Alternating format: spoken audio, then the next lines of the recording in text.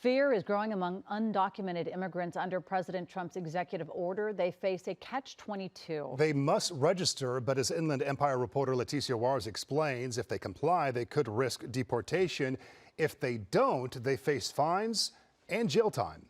For undocumented immigrants in the U.S., a new wave of uncertainty looms as the Department of Homeland Security rolls out a federal registry.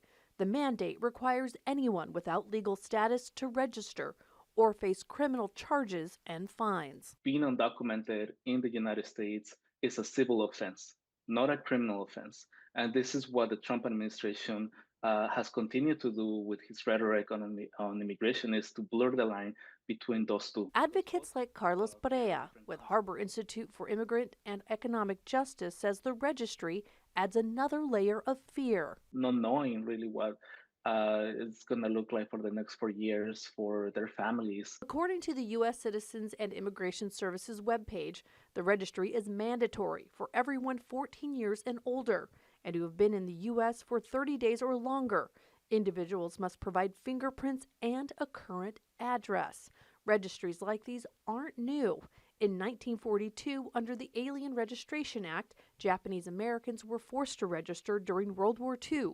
Many were later relocated to internment camps. So we see this trend of documenting and then displacing or removing. So this really falls in line with this legacy of turning the immigrant into a threat.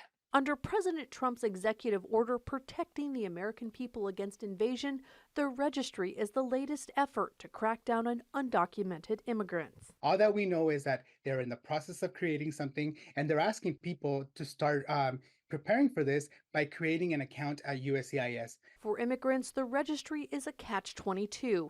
If they comply, they could risk deportation. If they don't, they face up to $5,000 in fines and jail time.